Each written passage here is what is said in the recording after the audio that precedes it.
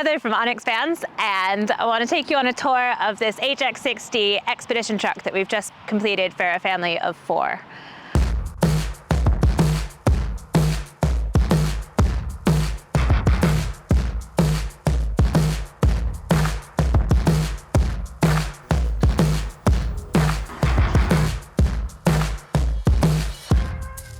So just on the outside of the truck, they've got these steps that fold down so you can access it.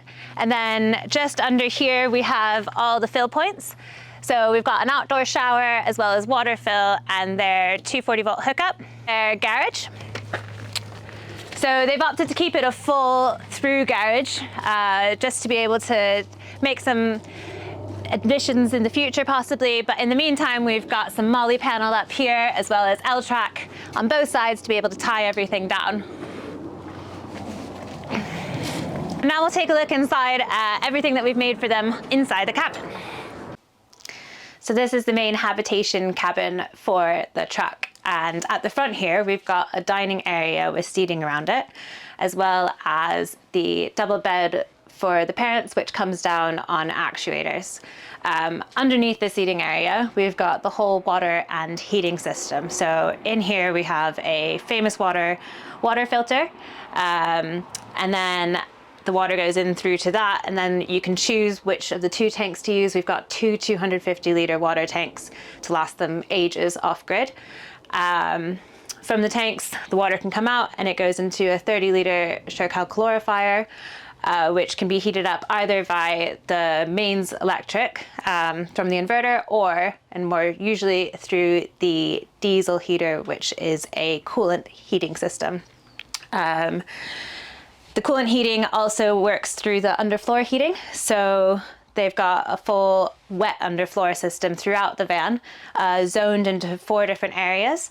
So they can heat the main area, the garage, the bathroom, or under the bench area, all separately. And then they've also got a blown air heater. So up above here is their control panel. We've got the electrical system control through the Victron Servo GX Touch, and then we've got a blown air heater as well as the diesel heater control, and then the switches for the main system. Here we've got a 24-volt fridge and freezer unit. Obviously, because they're going away for a long time, they've got a big old fridge and freezer.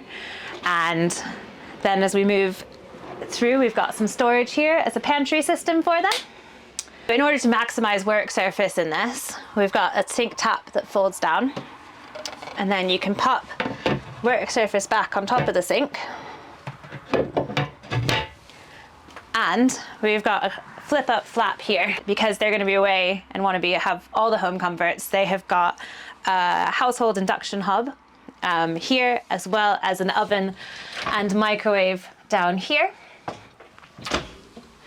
And we've also got an extraction system here. We've got their shower room and toilet, which has its own little sink, a separate tiny composting toilet, and a tiny 2-kilo washing machine.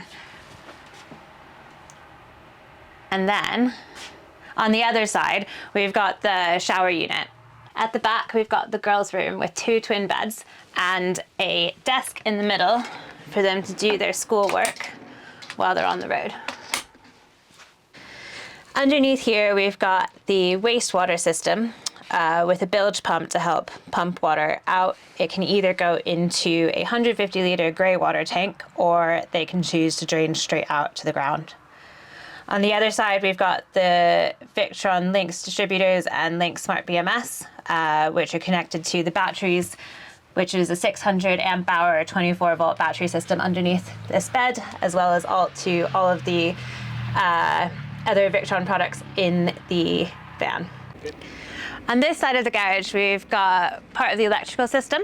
So we have a 24-volt 5,000 watt multi-plus inverter charger, and then we've got a Skyla charger for the system, which allows you to charge anywhere in the world. And then we have a transfer switch to switch between those two, so there's only one point of connection for the shore power. And then we've got our DC fuse boards back here The rest of the system is underneath one of the girls' beds, which includes a 600 amp hour 24 volt battery bank, two 50 amp buck boosts, and a Victron solar charger for over 2,000 watts of solar panels on the roof.